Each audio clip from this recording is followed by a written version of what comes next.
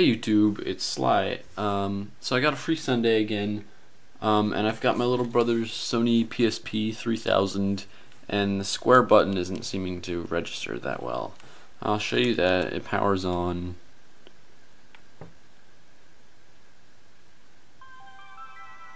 Works fine.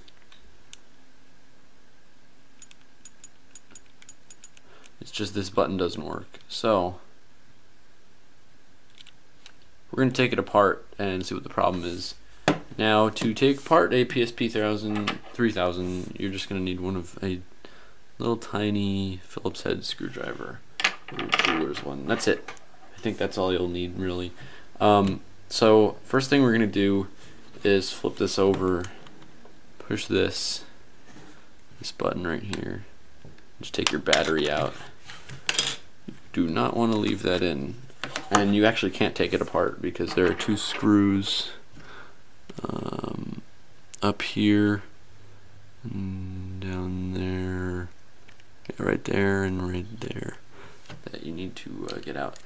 So you need to locate all the screws. Your first two are there. Your next two are these holes right here. And I think your last two are these ones on top. I'm not sure if these are mandatory. But I'm going to take them out and then we'll get on the insides of this, so I will be right back. So after you got those 6 screws out, also pay attention to those last two in the top, the tiny holes. Those ones. Take your time with those. They're really, really tiny. They're minuscule. I'm holding 2 right now. They're different size than the others, so keep those separate and just take your time with those. Also, don't mess with the screws inside the UMD. Don't touch anything in here. Just leave that alone. Now what you'll notice after you get those 6 is that you can just basically just wiggle the front of your PSP off. And this is your, the insides of it. And this is the front, which is all just plastic. And you can just pop all the buttons right out. You can just take them all out. It's fine. I'm not doing anything. And what we need to do is, since the square button is not behaving, we need to pop all these out if we can. Just find out what the deal is here.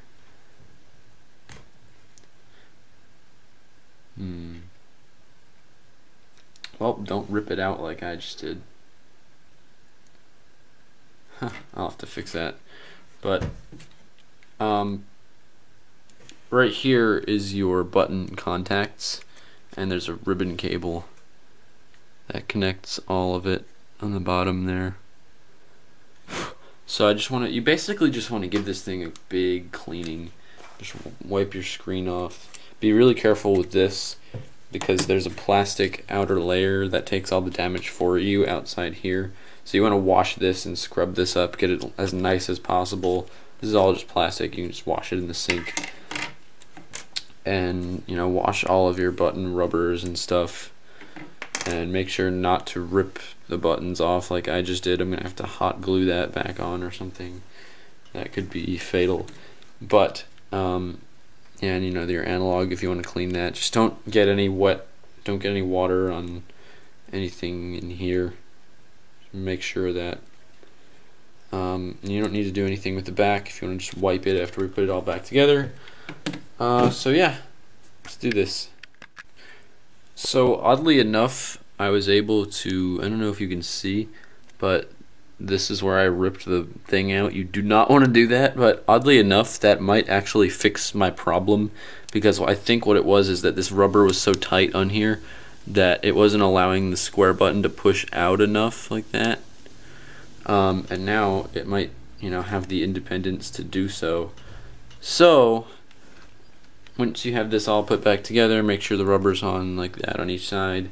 Wipe the screen a little bit. I didn't really clean it because it's my brother and I know he's gonna get it dirty again.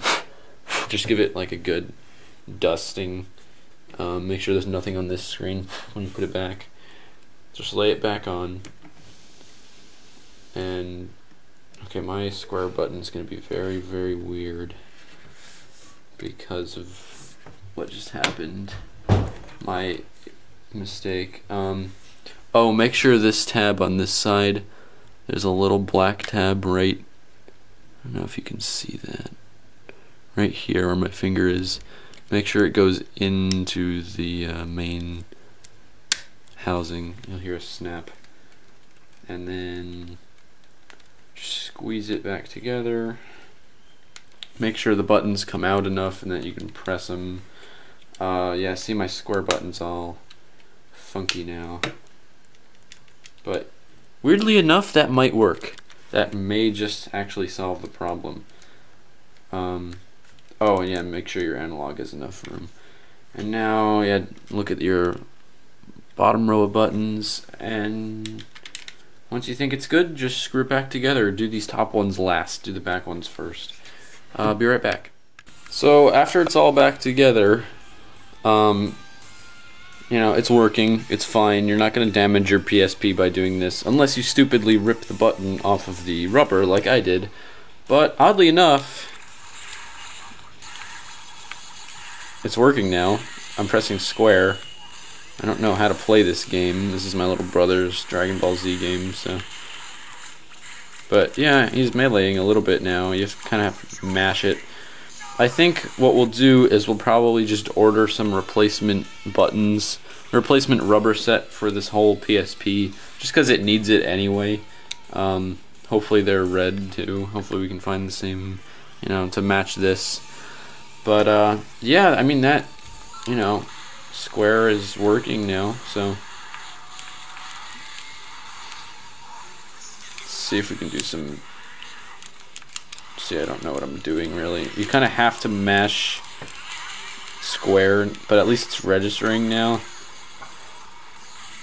So anyways, here you go, young man. Thank you. Thanks for watching, guys.